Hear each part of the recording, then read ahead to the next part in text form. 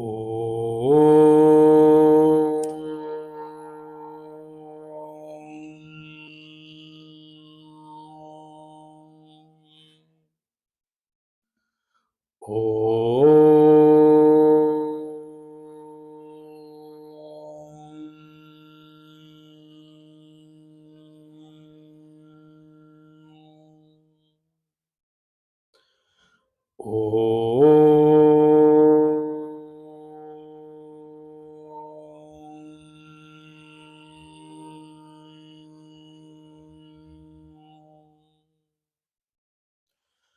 ओम श्री गणेशाय नमः।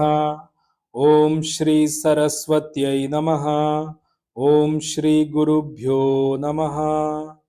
सच्चिदानन्दरूपाय विश्वोत्पत्त्यादिहेतवे तापत्रयविनाशाय श्रीकृष्णाय वयं नुमः। श्रीकृष्णाय वयं नुमः। वसुदेवसुतं देवं कंसचाणूरमर्दनं देवकी परमानन्दं कृष्णं वन्दे जगद्गुरुं। कृष्णं वन्दे जगद्गुरुं। मूकं करोति वाचालं पङ्गुं लङ्घयते गिरिं यत्कृपातमहं वन्दे परमानन्दमाधवं। परमानन्दमाधवं परमानन्दमाधवम्। ॐ वाङ्मे मनसि प्रतिष्ठिता मनो मे वाचि प्रतिष्ठितम् आविराविर्म एधी वेदस्य म आणिस्थः श्रुतं मे मा प्रहासीः अनेनाधीतेन अहोरात्रान् संदधामि ऋतं वदिष्यामि सत्यं वदिष्यामि तन्माम अवतु तद्वक्तारमवतु अवतु माम् अवतु वक्तारमवतु वक्तारम्। ओम शांति शांति शांति। सदाशिवसमारंभां शंकराचार्य मध्यमाम् अस्मदाचार्य पर्यन्तां वन्दे गुरुपरम्परां। श्रुतिस्मृतिपुराणानाम् आलयं करुणालयं नमामि भगवत्पाद शंकरं लोकशंकरं। शंकरं शंकराचार्यं केशवं बादरायणं सूत्रभाष्यकृतौ वन्दे भगवन्तौ पुनः पुनः। ईश्वरो गुरुरात्मेति मूर्तिभेदविभागिने व्योमवद्व्याप्तदेहाय श्रीदक्षिणामूर्तये नमः। श्रीदक्षिणामूर्तये नमः। श्रीदक्षिणामूर्तये नमः। श्रीकृष्ण गोविंद हरे मुरारे हे नाथ नारायण वासुदेवा जिह्वे पिबस्वामृतमेतदेव गोविन्द दामोदर माधवेति। हे कृष्ण हे यादव हे सखेति। हे कृष्ण हे यादव हे सखेति। हे कृष्ण हे यादव हे सखेति। Narayan Narayan Narayan. Chapter 2 verse number 64। रागद्वेषवियुक्तैस्तु विषयानिन्द्रियैश्चरन् आत्मवश्यैर्विधेयात्मा प्रसादमधिगच्छति। रागद्वेषवियुक्तैस्तु विषयानिन्द्रियैश्चरन् आत्मवश्यैर्विधेयात्मा प्रसादमधिगच्छति। Another beautiful verse by Supreme Consciousness Bhagwan Krishna, trying to elaborate after detailing about the ladder of fall. Now Bhagwan is saying, if that is the ladder of fall, and a man, after understanding all this, is able to exercise self control in life, and is able to come up the curve and not get affected by this ladder of fall at all, is able to escape its pangs, then what happens to such a person? Before I move on in detailing this verse, there are two things I will do.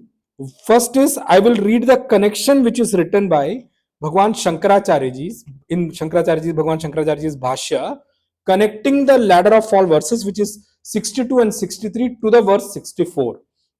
And then I'll read the Bhashya of the verse 64, and then we'll go into the detailed meaning of this particular verse. Bhagwan Shankaracharya very beautifully connects the previous two verses to this particular verse and says, Sarvanarthasya moolam uktam vishayabhidhyanam atha idani moksha karanam idam uchyate. He says, after detailing that the contemplation of sense objects has been described by Bhagwan as the source of all evils, Sarvanarthasya Moolam, as the source of all evils. What is that? Uktam. Vishayabhidhyanam, that contemplation of the sense objects has been described and explained by Bhagwan as the source of all evils, Sarva Anarthasya. Atha idani moksha karanam idam uchyate.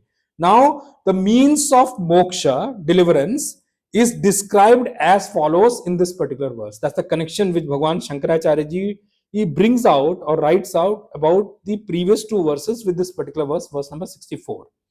And then Bhagwan Shankaracharya ji says in his Bhashya, I'll read the Bhashya and then we'll go into the meaning. Ragadvesha viyuktaihi ragascha dveshascha ragadveshau तत्पुरसरा ही इंद्रियाणाम प्रवृत्ति ही स्वाभाविकी तत्र यो मुमुक्षु भवति स ताभ्याम वियुक्तैः श्रोत्रादिभिः इंद्रियैः विषयान् अवर्जनीयान् चरन् उपलभमान आत्मवश्यैः आत्मनो वश्यानि वशीभूतानि तैः आत्मवश्यैः विधेयात्मा इच्छा तो विधेय आत्मा अंतःकरणम यस्य सह अयम प्रसादम अधिगच्छति Prasadah Prasannata Swasthyam. Another beautiful, what you call that, Bhashya by Bhagwan Shankaracharya ji also to this beautiful verse by Bhagwan Krishna in terms of what happens if one person is able to not get affected or does not or go through the ladder of fall. What is the what is the process or what is the sadhana? What is the effort which one can put? Who's going to put this effort? The one who is exercising self-control as explained by Bhagwan previously. Bhagwan says, in the process of explaining the series of steps to be taken and by a person of self-control, in that process, this particular verse is another very beautiful, practical, doable, and that which gives happiness to our mind, our heart. This particular practice is like that. Bhagwan says, now see the, I'm trying to split the word and explain you what it actually means. Now you will see that Bhagwan at many places is bringing out one thing loud and clear, which we should not forget. And Bhagwan is going to drill it down into us in the further chapters also. At many places, Bhagwan is pointing out that we should escape these things, two things called, the pair of opposites called Raga and Dvesha. And Bhagwan is bringing that here also, that you must escape that because that is an effort which we all are supposed to put in. Now Bhagwan says, Raga Dvesha Vyuktaihi tu Indriyaihi Vishayan Charan. Now, listen to this very carefully, and in the reflection of verse, let's reflect upon what Bhagwan Krishna is wanting to tell us. Supreme Consciousness Bhagwan Krishna is wanting to tell us from this particular verse.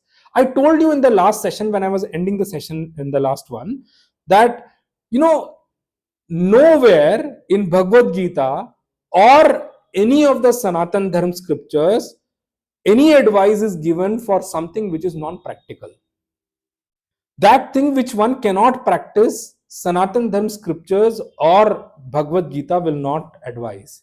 Now, why I'm pointing it out, just see the beauty of how Bhagwan is saying, and I'll connect it to the next chapter also here itself so that we know what Bhagwan means by this point. Bhagwan says, Raga Dvesha Vyuktaihi tu Indriyaihi Vishayan Charan. Now remember one thing, in Sanatan Dharma scriptures and Gita, Bhagwan is nowhere Bhagwan is telling us that for a seeker should run away into the caves in the forest and sit down and meditate to realize the self. Nowhere in any Upanishad, any scripture, it is going to be elaborated like that. Because that is something which is not practical. Bhagwan says, Bhagwan is not saying that, suppress all your senses, 10 of them, 5 senses of knowledge and 5 senses of action, suppress all of them and run away from your home, go into the cave and sit there to realize the self. That's not what is Bhagwan is saying at all. Neither Bhagwan is saying that, completely break off your relationship with everyone in this world, and then once you break off all the relationships with everyone you have in the world, whosoever is related to you, Bhagwan is not saying that you will be crowned as, sitting at the pinnacle of, self control. Nowhere Bhagwan is saying that. I'm repeating it again. Nowhere Bhagavad Gita or any of the Sanatan Dharma scriptures are going to advise such thing, because that sounds also impractical, doesn't sound practical at all. Then if that becomes the case, if that is what Bhagwan is wanting to advise, then realization will become a far-fetched dream for a normal human being. But remember, Bhagwan is Bhagwan. Remember one thing, he is actually an ocean of compassion. Through Bhagavad Gita, Bhagwan is giving us practical tips of how to live in life. And I told you in the last session also, Puja Gurudev used to say it very beautifully, Bhagavad Gita is actually the manual of life. And every verse of Bhagavad Gita, whether we may understand it completely or not, but every verse of Bhagavad Gita is practically, we can employ it, we can adapt it in our life. Not even a single verse is such which cannot be adapted. Some of the verses may sound like, oh, sounds impossible. It sounds impossible for us. Why? Because we are not ready yet. When, I'm just giving you an example for you to know, for a child who's studying in lower classes like second, third grade or fourth grade or something, the moment that child sees the textbook of 12th class or and 12th grade or something, the child may see, think that, this seems impossible, I don't think I can ever study at all, because the child is not prepared yet. In the same way, when we are not prepared, some of those things may sound that, I don't think it is possible for me at all. But remember one thing I'll bring out, which I've been trying to bring out from every podcast. Please develop and grow in love and devotion for God. Trust me, Bhagwan will make things happen for you. This is my piece of word to you as as something which we can reflect on the verses when Bhagwan is saying. Trust me, I'm telling you, Bhagwan is such an ocean of compassion, you cannot even imagine. His the way he has compassion for all the beings in this creation. I'm not even talking about all human beings. I'm talking about every being. In the last session, I brought out the story of Devrishi Naradji also. You remember in that story I told, Naradji, over a period of practice, over a period of time in practice towards developing devotion for God, had got this one line as standard. Whenever he used to go and ask anything to Bhagwan, he says, Bhagwan, give me this. Then he'll say, Bhagwan, do what is good for me. And when Naradji was leaving after saying that, Bhagwan said, Narad, remember, I will do that which is good for you. Naradji thought Bhagwan will give what he asked. And Naradji went away. He said, no problem. You give me what is good for me. And then Bhagwan created that whole whole, creation for this Yog Maya. And then Naradji got deluded. And what happened? Everything from the ladder of fall happened. And I told you, in spite of all the things Naradji said to Bhagwan didn't curse him back or didn't, say that, go and fall down somewhere. Never. Bhagwan said, Narad, don't worry, you are my devotee. Your good is of supreme importance for me. I don't even care what you think of me afterwards, but it is prima facie important for me that you must grow into what you need to grow into, what you are capable of. That is the kind of compassion Bhagwan had got. So Bhagwan created that whole thing from his Yog Maya. And what happened? Naradji got rejected, that's one thing, but it was that thing which he created was not even there. It was his Yog Maya. Yog Maya means that which is created by magic. And that Bhagwan came and married that girl and went away. There was no girl, there was no kingdom, nothing was there. It was all his Maya. He just built it up. It was a delusory kind of a thing which was made, but Naradji got stuck in it. But Naradji understood what was wrong in it. But as I explained to you in the last session, everything from the ladder of fall happened. And with Naradji, Krodat Bhavati Sammoha, Sammoha Smriti Vibhramaha, Smriti Bhramshat, Buddhi Nasha, till that point, Naradji reached. But see the compassion and the mercy of Bhagwan Narayana, Bhagwan Vishnu, Bhagwan Krishna, that Buddhi Nashat Pranashyati did not happen. All these steps Naradji had walked down in the ladder of fall, but remember, Buddhi Nashat Pranashyati Bhagwan did not let happen. As I told you in the 9th chapter, Bhagwan says, Name Bhakta Pranashyati. Bhagwan himself is going to say in Bhagavad Gita. That's why I'm telling you guys that, when we move on in life, there are many things which people may say. I was having a discussion somewhere also, and somebody brings out this thing called, by luck I got escaped. And I told you in one of my podcasts before also, I don't believe anything is there called luck. Actually, there are only few things which work with us all the time. Our karma phala, which is fruit of action, and then of course our vasanas, they go hand in hand with us in our life. Whatever situations we face, whatever situations we come across, whatever situations we have to bear, whether good or bad. Okay, but the additional factor which I always call all is that, which people call it luck, because they don't know what is beyond, so they just coin it with a term called luck. Actually, that's not the case. Along with karma phala and vasana, another thing which is more powerful than both karma phala and vasana is something called God's grace. I purely say that there is nothing called luck. Everything is actually God's grace only, if you can really see it that way. If we come across situation and we are able to save ourselves, let's not have the ego saying that my karma phala was so good that nothing could touch me. Don't raise a new facet of ego there at all. It's always good and beneficial for us if we coin and say, God saved me, God's grace saved me. At least, by the way, you are training your mind not to generate ego in you, rather turning your mind towards God, whose grace is of supreme importance for us. So Bhagwan says is very clear here that through Bhagavad Gita, Bhagwan says, Indriyaihi Vishayan Charan. Oh man, I tell you, with your 10 senses, which is the 5 organs of knowledge, 5 senses of knowledge and 5 senses of action, go and move around in the world. Go and engage in the world. Go and act with them in the world. But with the clause, whatever is important for you, only engage with them that much. That is the inverted comma clause we should understand. Now, see the word, I have to explain you this word also. Bhagwan uses the word charan. Charan means actually grace. Okay. Now, let me explain this verse. Indriyahi Vishayan Charan. How do we understand this verse?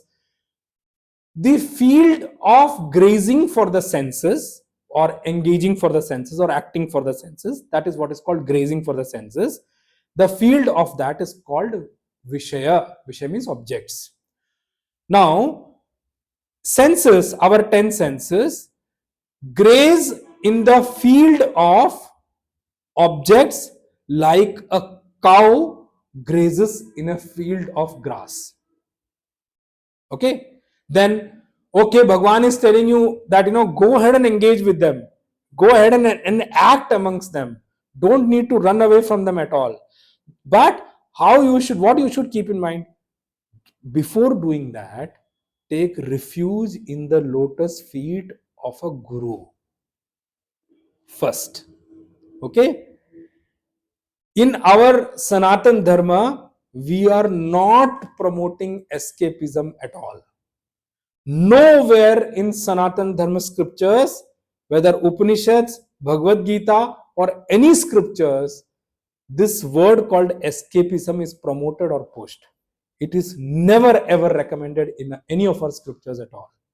Our scriptures don't ask you to escape, because through escapism you think you can realize, that is a distant dream for someone. Bhagwan says here that, oh man, oh human being, you must go and engage with them, because that's your field, that's how you will lead your life. When your body lives in this world, you have to live among objects. You cannot escape from all of them at all. But how you should engage with them, how your senses should graze in the field of objects, that is the point we need to highlight in this particular verse, which Bhagwan uses in the first quarter of this verse. Your senses should engage with the objects in the field of life, should engage in the field of objects, should it go and graze in the field of objects. How? Raga dvesha viyukta, after becoming free from raga, means deep love or deep attachment, dvesha, aversion or hatred. Two things Bhagwan is going to push through in most of the chapters where he comes in terms of practical knowledge, is that avoid raga and dvesha. Bhagwan says, now we need to understand what Bhagwan says here in terms of raga and dvesha. Before that, I want to just highlight one more thing. Bhagwan is going to say in many chapters, as to protect ourselves from this deep love or deep attachment, deep engagement or deep attachment, so to say, raga, and hatred, animosity or aversion. Bhagwan is going to push that word at many places.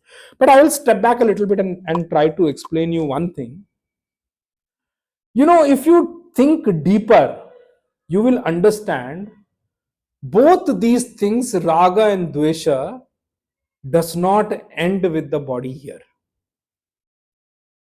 Many a times, depending upon the depth of both love, deep love or raga and dvesha. Let me just use the word raga and dvesha. Now you understand what raga and dvesha means. So I'll use that word because it becomes easier for me to explain it that way.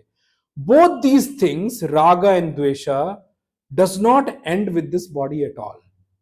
Most of the times, rather almost all of the times, it is seen that both these raga and dvesha carries with us to many different lives. Now, I can give you umpteen number of examples, but I'll try to bring out some small things for you to understand. I'm definitely bringing you some negative side of it for you to understand how it goes. See, there was a kid who came. There was some parents who came to me and said, I have a lot of problem with my kid. What happened? And his desire to eat non-veg. This kid wants non-veg in all the 3 meals. He doesn't eat at all. I said, how old is the kid?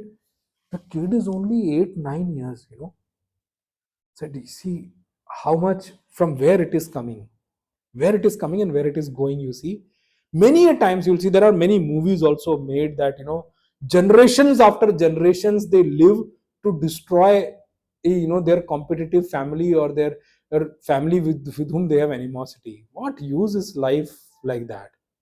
So raga and dvesha does not end here with the body, with the kind of depth it has got. it may go to many lives. No, I'm not even saying next life, huh? Talking about many lives. There are many stories in Srimad Bhagavad and all. Whenever I take up Bhagavad, I'll come and explain you at that point in time. But Bhagwan says is that, through this verse, Bhagwan is trying to explain you must go and act in the world, but free from, when you act with your senses in the world, be free from both raga and dvesha. And now, continuing from here, Bhagwan says, how do you act in the world free from both raga and dvesha? When we try to bring out this verse, to make it understand well, we will have to connect it to the third chapter, 34th verse. Okay, in the third chapter, 34th verse, Bhagwan says there, Indriyasya indriyasyarthe raga dveshau vyavasthitau.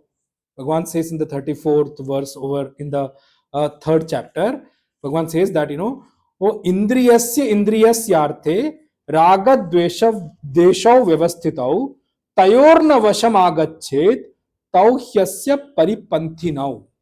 In that 34th verse, Bhagwan says in the third chapter, he says, I'm trying to explain to you to understand how practical it is to, come back to this particular verse and understand.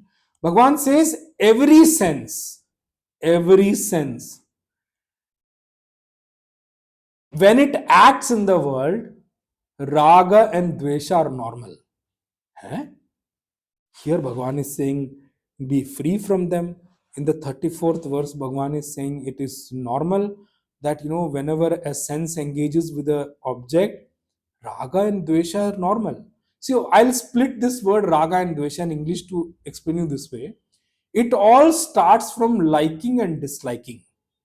Okay? It starts from that. Liking and disliking sounds to be a little lighter word, so to say. Okay, that is why raga and dvesha have to be understood in its own depth. I'm trying to peel it down here so you understand that way. So whenever our senses act in the world, nobody can say that everything it engages with, it likes, or everything it engages with, it dislikes. Or it cannot say, while acting in the world or field of objects, that there is nothing in this creation which he doesn't like, he or she doesn't like, or there is nothing in this creation and for which, he doesn't have a dislike also. So you cannot say that. Liking and disliking is natural when and senses act in the field of objects or graze in the field of objects. So that is the meaning you have to understand. Indriyasya arthe raga dvesha vyavasthitau. But Bhagwan there gives an advice. In that 34th verse, third chapter also, Bhagwan says, while it is natural and normal that liking and disliking everyone have. Let me just explain you a little bit more so you understand. Like just give you a very normal example. Food what we eat. Now nobody can say that I like everything in which is presented in front of me as food, and I have no disliking for any of the food items. No, everyone will have according. So taste is normal. In the same way, any object you see in the world, any person you see in the world, liking and disliking is normal. What to tell you? When I go to ashrams and all, when my Guruji was there, at that time I used to see people, after satsang also how they talk. Liking and disliking is something which is inherent to the senses. Then what is that Bhagwan is trying to tell us through this particular verse? Why I connected so that you understand these two verses together. Bhagwan is giving an advice in the second chapter how we should live. What is that which is important for us to reach something called realization, to reach something called moksha. So here it is not possible for our senses to act in the world that without having any kind of liking or disliking. So there is no object in the world which comes across our senses where we may not have raga or dvesha. We may not have liking or disliking. Starting from that, huh? Liking and disliking turns into, love and hatred. Okay, and that turns into what? That turns into attachment and, sorry, love and hatred, attachment and aversion. That's how it translates. Then it becomes deeper. So from the degree of depth, you understand, starts with liking and disliking. Bhagwan says in that 34th verse of 3rd chapter, Tayor na vasham agache. You should not come in the control of those liking and disliking of those senses. As they move along, they will have liking and disliking, but how you should be tayorna vasham agachet. You should not come into control of them, rather you should have control on them. Okay, that even when the senses move through liking and disliking, let it remain outside, don't take them in. That is what Bhagwan is trying to say here. He says, Tauhiyasya paripanthinam. In that third chapter, Bhagwan says, they are what? They are highway robbers in your highway of spirituality. In your path of spirituality, they are dacoits on the highway of spirituality. That's what Bhagwan says. Tauhiyasya paripanthinam. They are going to derail you. They are going to rob you of your spiritual wealth completely and derail you completely from your spiritual path. You may forget the highway and you may be taken sway to some different route altogether. That is what I said. Na? In between, when we stop also, if someone leaves from, for example, Delhi to Jammu, let me just take an example to you. There are so many restaurants, there are so many kind of places, there's what you call that, play stations and other things on the way.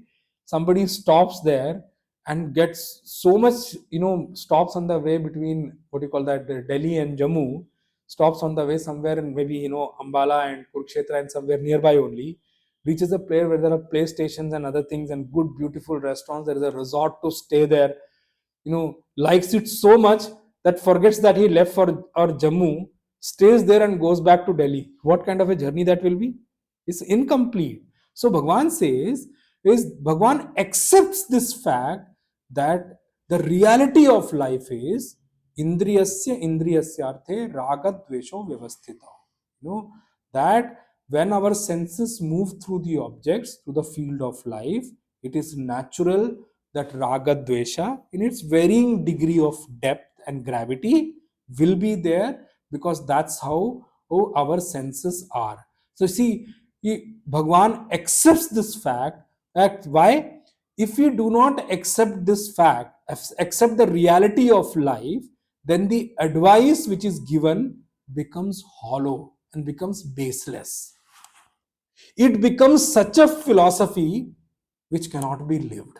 And here Bhagwan's endeavor is not that at all. And the reality is that every person, every human being living in this world will have some objects of senses which are of his or her liking, and some objects or things of senses which are of his disliking, his or her disliking. Then what is the option available to us? That is where Bhagwan says, Tayor na vasham agache. You should not come under their control. Means they should not start ruling over you. Rather, they are mere external objects. They should not hijack your internal mechanism. They should not hijack your antakaran, because they are what? Highway robbers in the path of spirituality for us. Bhagwan, and this is what Bhagwan is saying there. Now, third chapter, Bhagwan is saying that, and here Bhagwan is saying raga dvesha vyuktaihi. And now remember one thing, there also Bhagwan is saying, here also Bhagwan is saying. Now here also Bhagwan is not not saying incorrect thing. There also Bhagwan is not saying incorrect thing. So now we have to reflect and understand how and what Bhagwan is trying to tell us here. That we have to spend some time in terms of understanding. Now, if we take the literal meaning of this verse, then this is verse, this advice sounds impractical for us to follow in life. It sounds impossible for us to follow in life. So then why Bhagavan said Vyuktaihi, become free from them? Bhagavan says, what Bhagavan is wanting to say here is, they will be there, both Raga and Dvesha will be there, but they should not become the guiding factor for our actions. They should not become the guiding force for our action. They should not guide me into action. Then who should become the guiding force of my action, the guiding factor for my action? The guiding force or factor for my action should be my wisdom, my intellect filled with the knowledge of dharma. There I will add a couple of things there.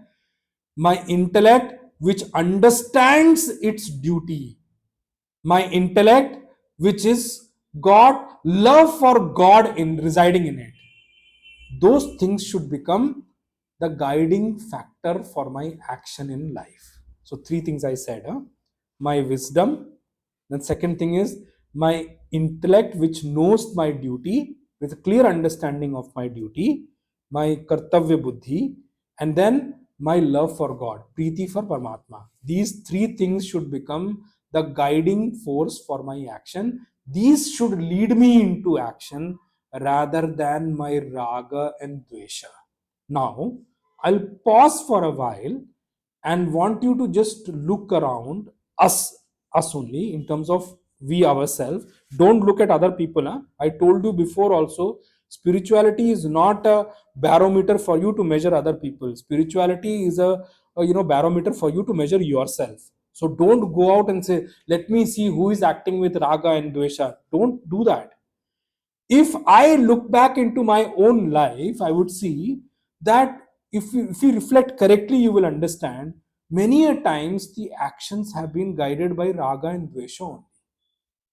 Now, when I see, reflect through these verses when Bhagwan says, he's saying it so correct. He's saying it so beautifully that most of ours, as guiding factor or guiding force of action is raga and dvesha only. I do what I like and I run away from what I dislike. Bhagavan is saying, no, that's not correct. If you have a intellect which knows your duty well, has a clear sight of your duty, has got love for God, then if you come across a situation and object which is of disliking of your for your senses, which your senses don't like, but if it is my duty and thinking that it is something which my God supreme consciousness wants me to do, then I force upon my senses to do it. Or I'm saying force means because my guiding factor is what? Intellect filled with my knowledge of duty, what is my duty, and also with filled with the devotion and love for God, for supreme consciousness. Dearness, not dearness allowance here, I'm talking about priyata, that what is dear to me cannot become the guiding force of my action. I will do only that what is dear to me and will always, or run away from those things of my disliking. No, I'll tell you one thing very honestly. I have told this in one of my podcasts before also, but I'm repeating it for you to just bring it back to your memory table.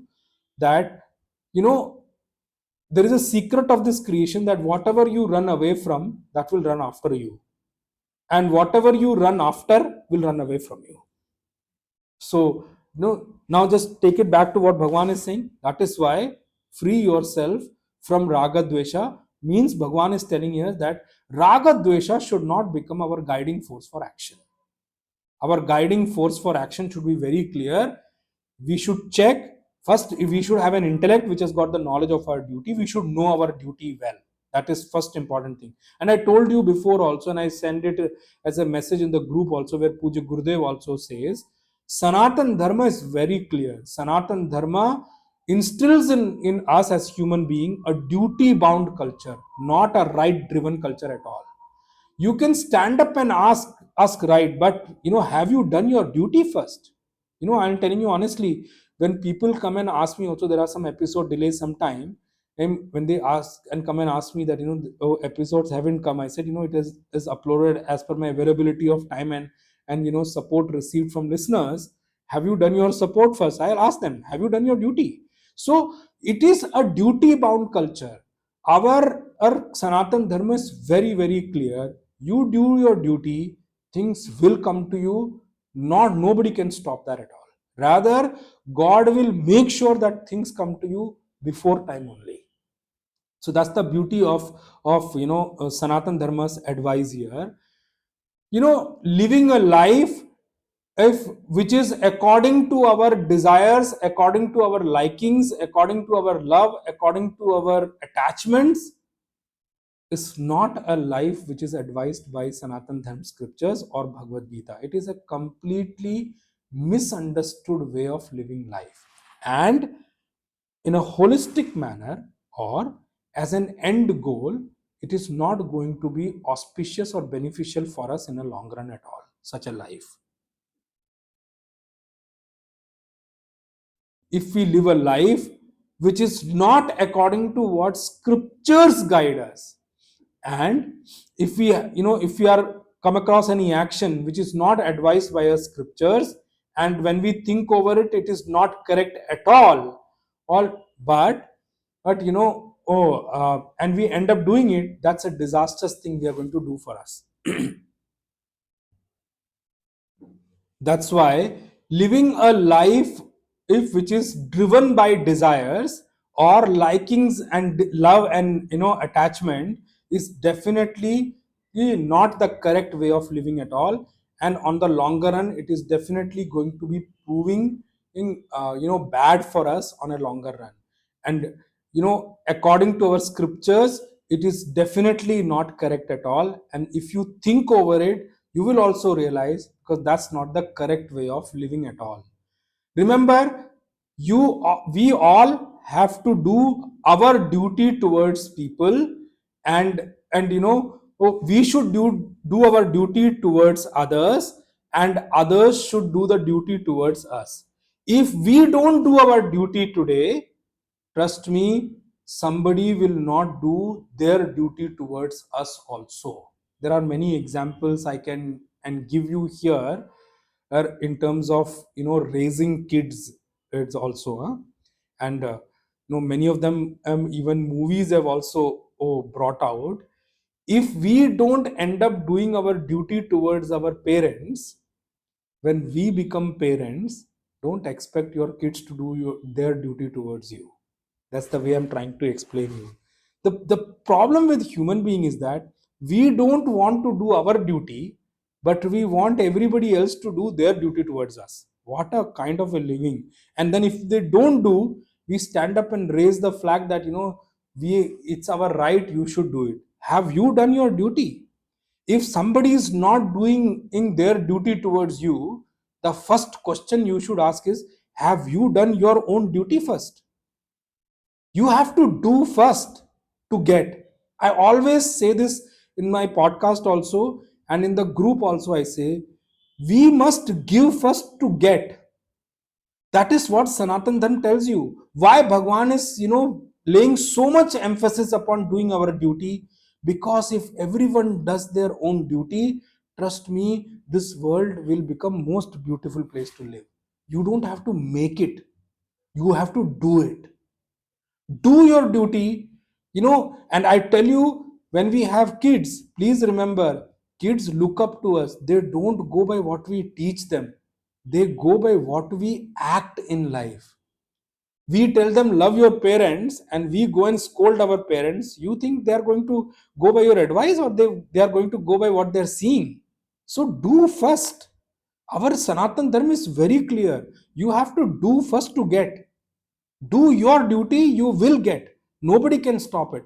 God will only come to grant you that what is due to you. Why you have to worry? This is how the creation is made. The problem is we don't want to stand up our duty. In the life of a seeker, there is no place for liking and disliking. If we start walking behind liking and disliking, then remember, there are many bad things which can happen with us in our life, in the life of a seeker, I'm telling you. For a seeker, the only thing in which is important in terms of action is what is that which is ought to be done, what is that my duty to be done, and not according to what I like, not according to what my interest is.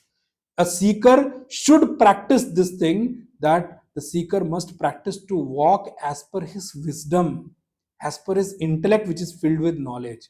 So, wisdom and the awareness of duty or love for God are the three factors according to which our action should be, especially for a seeker. Remember, all these three actually walk together. They are not against each other at all. There is no, no aversion between these three, or no, opposite kind of things with these three at all. Why? I'll explain you here only. Supreme consciousness or God loves person who does his duty, because he loves, he has created human beings to do their own duties. So duty is something which God also loves, and that is what God wants us to do also. And since it is something which God wants us to do and he loves it, that's why our wisdom also will not be against it if we have gained the right knowledge edge of dharma. Also, if we have generated or developed love and devotion for God. All these three things which I spoke about are actually one and the same thing, in, but one is bigger than the other. Now, I'll explain you what it is. From wisdom, from our own wisdom, the awareness of duty is bigger and more powerful. And more powerful and bigger than our awareness of duty is our love for God. Because if we have love for God, remember one thing, our awareness of duty, or our interest to do our duty, or our zeal to do our duty and wisdom is already contained in the love for the supreme consciousness or God. When we do our duty, we do our action according to the wisdom we have gained about dharma, or our awareness or knowledge of duty, or our love for God, at that time the beauty which happens is, whenever we act with these, any of these three things, or these three things, so to say, then our action will always be free from raga and dvesha. And God's way of working is so beautiful, he will only make us do that much of it also, which is important for us to sustain our life, and able to fulfill our duty also. He will send, I'll use one word here.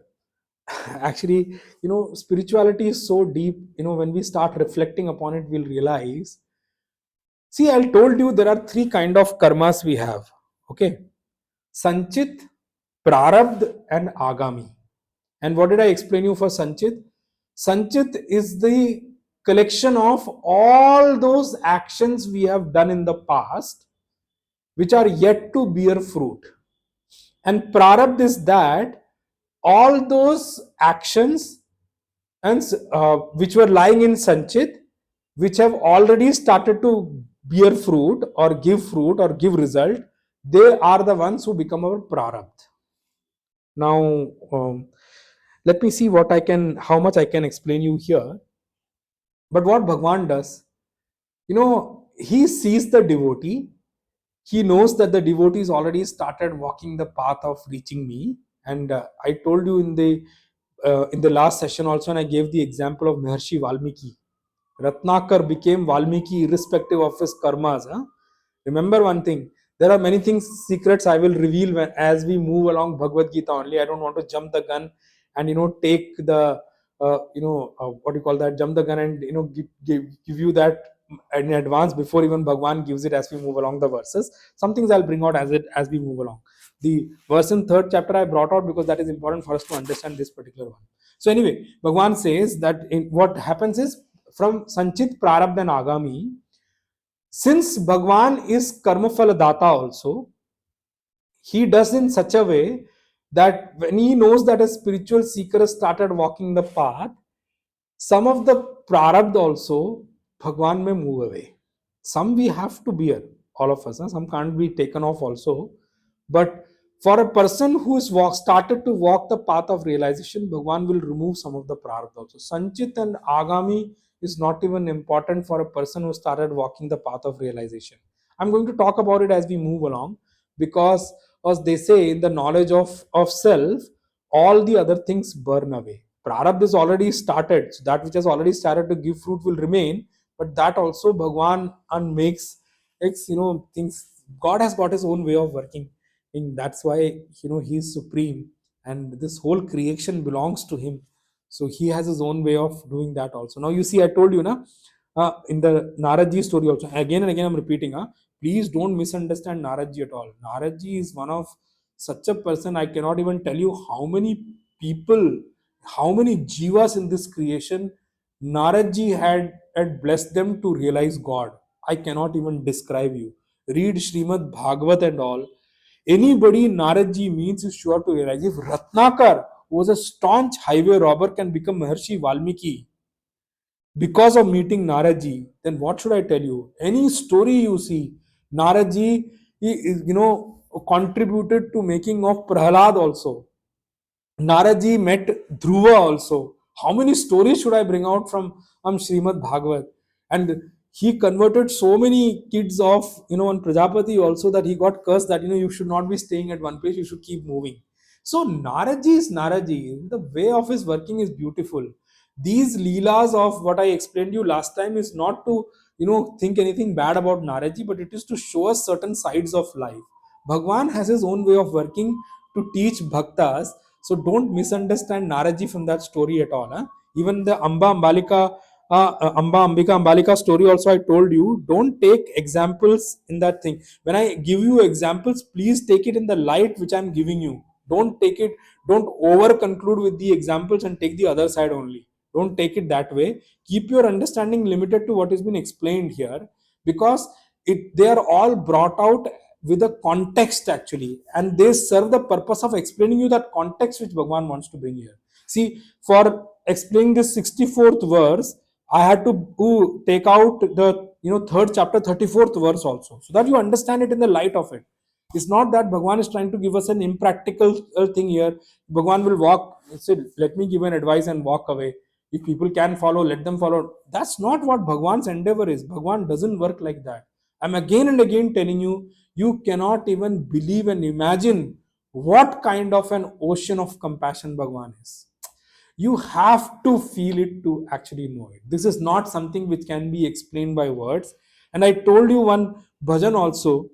Many people who realize, and many people who start feeling the grace of God, they say it. They are the one who must have written it also, that करते हो तुम कन्हैया मेरा नाम हो रहा है. Actually, he is so beautiful. It's not something which can be explained in words at all. You have to feel it to believe it. That's how I'll say.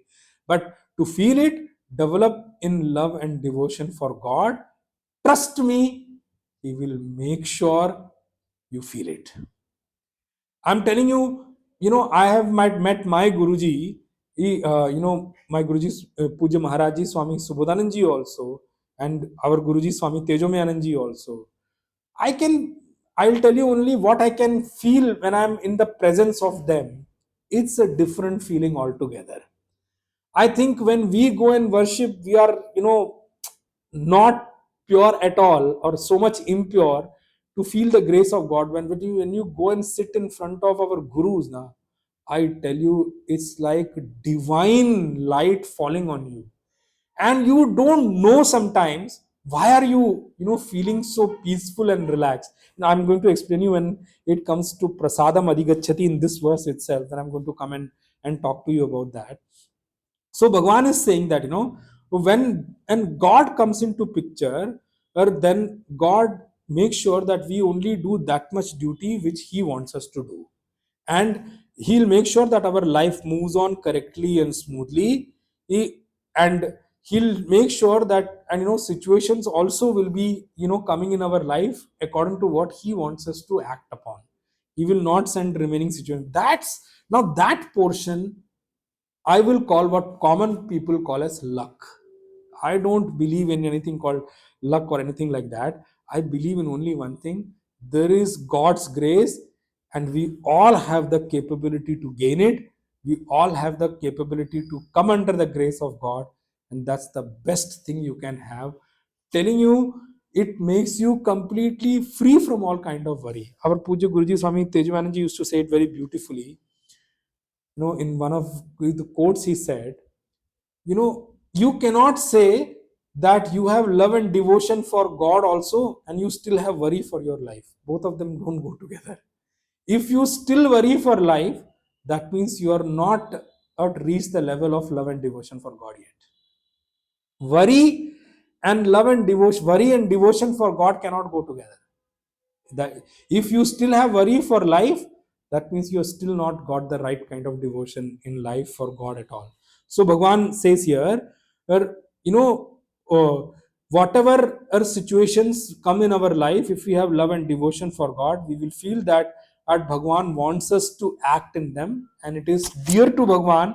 That is why Bhagwan has sent such situation in my life. If I'm telling you, what is the benefit of working like that? Bhagwan says here the word Atmavashyehi. When we start acting like that with those three things I spoke about, what are the three things I spoke about? Wisdom filled with knowledge of dharma, knowledge of our duty, and love and devotion for God. When we work according to that and we think that, the situations coming in our life are sent by God, the benefit of that is that we start becoming Atmavashyayi. We start to feel that our senses are slowly gradually coming under our control, and our control over them starts to increase. We start to have more and more control over our senses. That's the benefit we have. Means what?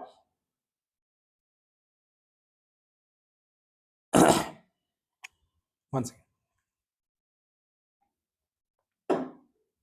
Means what? Bhagwan says here, slowly, gradually, as we move along and start to channelize our action in such a way that we are working according to our duty, we are working according to the wisdom which we have developed about the knowledge of dharma, and according to the love of God. Slowly, gradually, you will start feeling that more and more control is being your span of control over the senses is increasing. And that means what?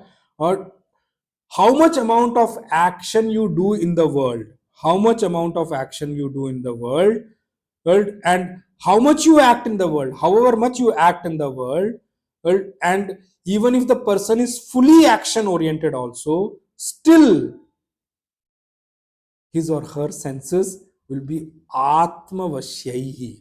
They will be under the control of that person, of the self, of that antakaran, rather than he will not be ragavashyahi, ragadveshavashyahi.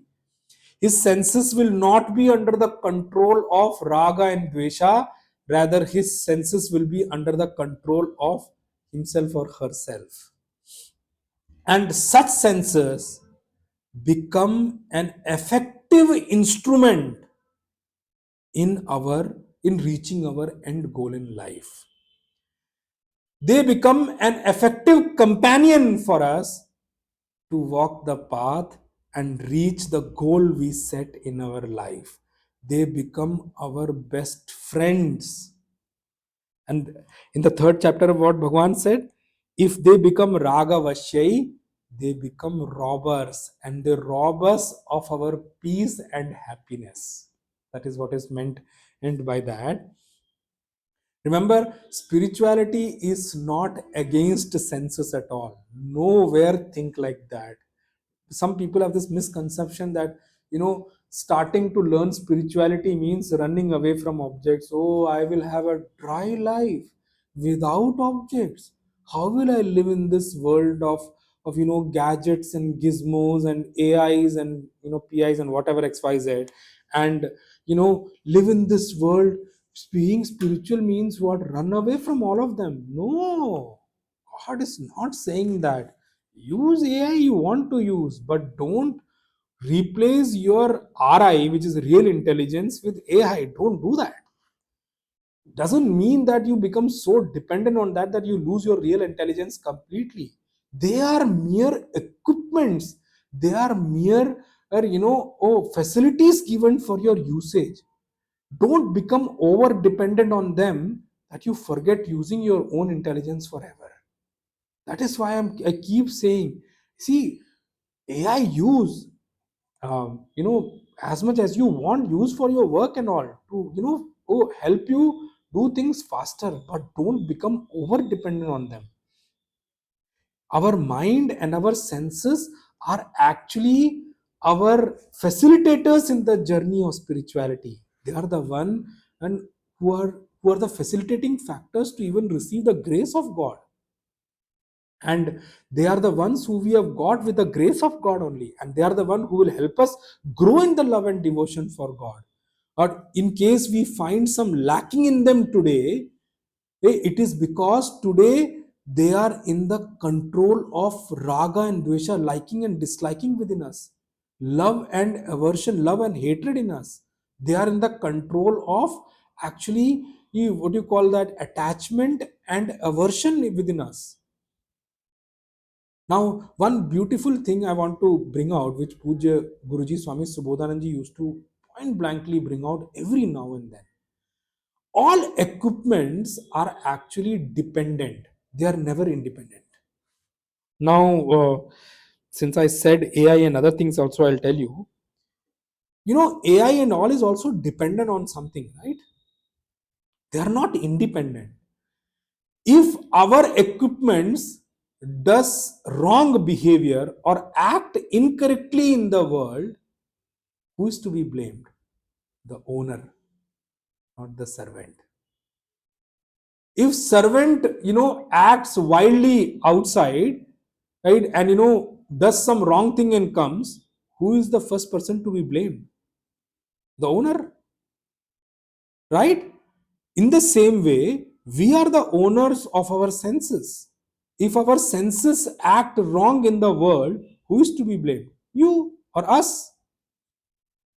That's why Bhagwan is making a clarion call to us that take out your senses from the control of liking and disliking, love and aversion, and bring them under your control, Atmavashyahi. And that is possible only if you are able to establish in your life the correct way of developing yoga buddhi, of doing karma yoga.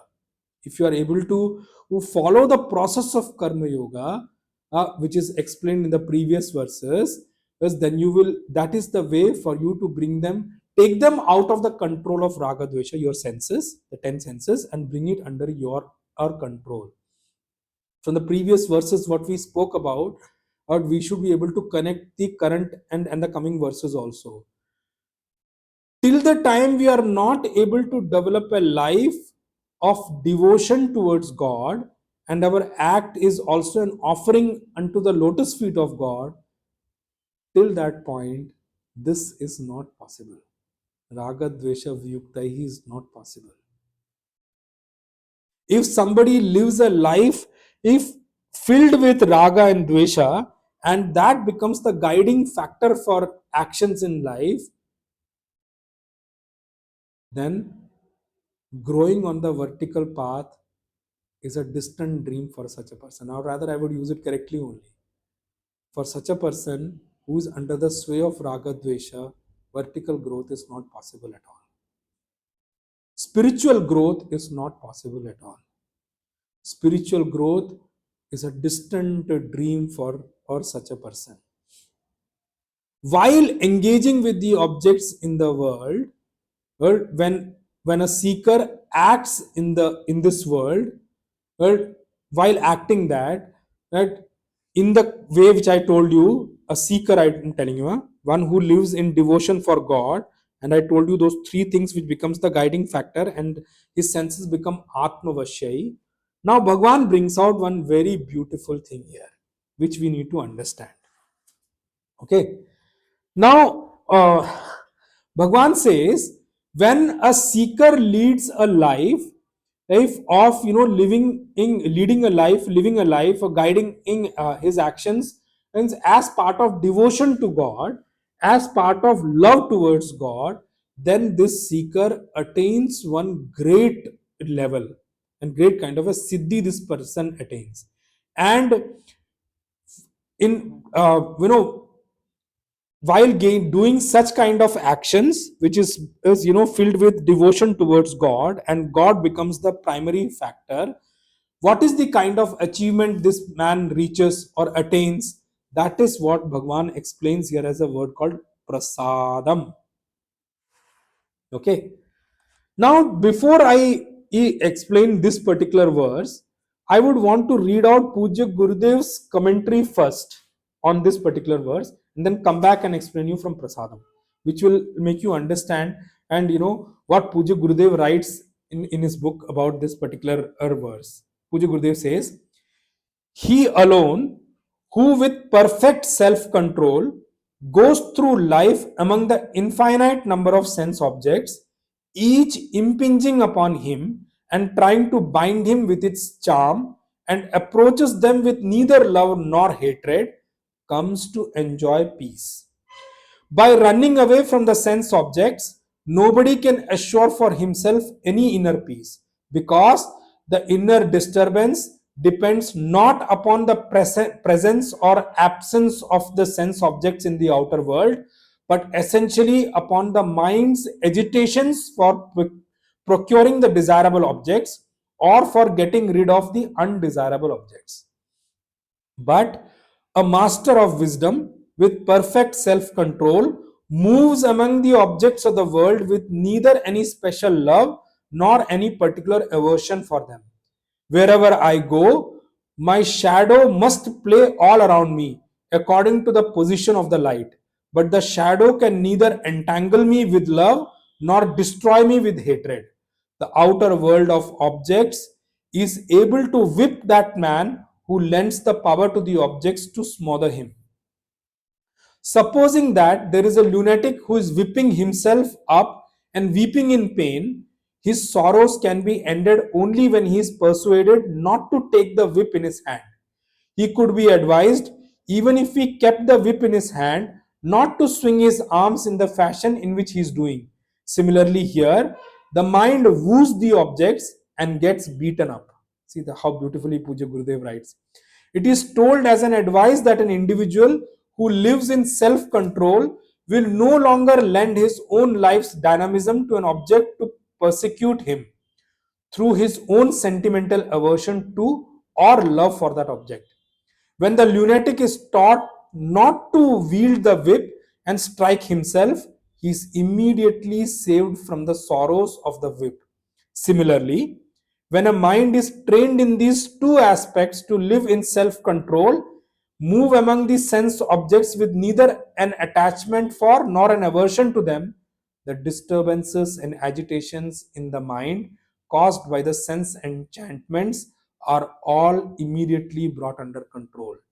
This condition of the mind is called tranquility or peace, which is explained by Bhagwan here as prasadam.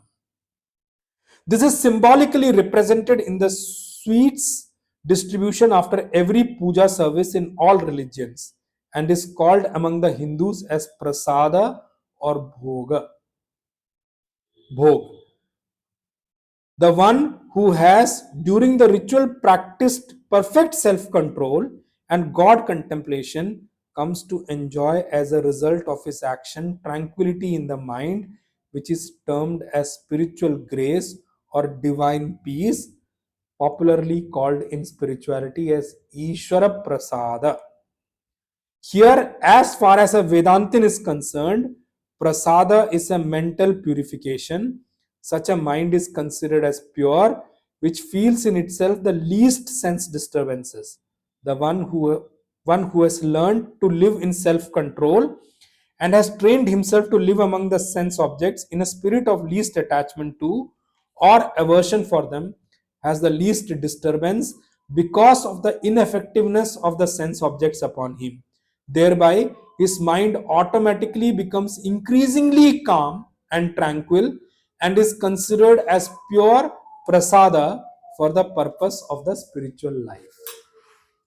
So one, that's what Puja Gurudev says about this particular verse, explanation in his book. Okay. So here we need to understand, Bhagwan says if one is able to practice such a self-control in life and is able to make his senses, free from raga, dvesha, viyuktaihi, free from raga and dvesha, and gets under the control of Atman, self or Antakarana, Atmavashyahi, Bhagwan calls it the result or the benefit or the gain this person, the spiritual gain this person is going to have is termed as a word called prasadam. Now I'll come when Bhagwan Shankaracharya ji also has very beautifully coined this word prasadam. Bhagwan Shankaracharya ji says, prasadaha prasannata swasthyam. He calls it good health. Good health of what? Good health of intellect, of antakarana. He calls prasadam as a healthy antakarana. You see, that's the beauty, we need to understand. I don't think any other kind of practice can make us reach such kind of an achievement. I don't think so. And that's why Bhagwan Shankaracharya ji has made this meaning. It is the happiness of our happiness that we feel, that we embrace in our antakarana, the peace we experience in our antakarana. That is what is termed with the word called prasadam. And what is that? He is coining the word swasthyam. Swasthyam means it's come back to his actual natural health. Swabhav means its original form it has come back to. What do you mean by health? When the body comes back to its natural form. Unhealthy means what? When the body acquires infections or diseases from outside, then good health means what? When the body is in its natural functioning form, right? So, this antakarana of such a person has come back to his original form. Remember one thing, Antakaran is actually made from the sattvic subtlest aspects of the five elements. I'm using the word purposively. Sattvic. It is actually Vishuddha Sattva Pradhan. It actually comprises of pure sattvic components of the five elements. Hence, that is what it is made out of. In Tattva Bodh it is said it is made out of Sukshma Tan Matra. Now, what do you mean by prasadam, which Bhagwan Shankaracharya ji, explains as swasthyam, means what? This person's antakarana has gone back to its original form. It has gone back to its original form means what? It has gone back to its pure sattvic subtlest form. And a subtle intellect is the one which has got the ability to grasp the subtler aspects of this creation and subtler subjects and subtler knowledge. And remember, self knowledge is the subtlest of all knowledge, so much available in this whole creation. That's why he calls it with the word swasthyam. This is the kind of life which Bhagwan Krishna, Supreme Consciousness Bhagwan Krishna, advises us through Bhagavad Gita. And this is why Pujya Gurudev used to call it Manual of Life. This is the manual with which we should lead all our life. It is not describing any one side of it. It is not applicable to only one community of people, caste of people, creed of people, or religion of people. It is universally applicable to the whole mankind.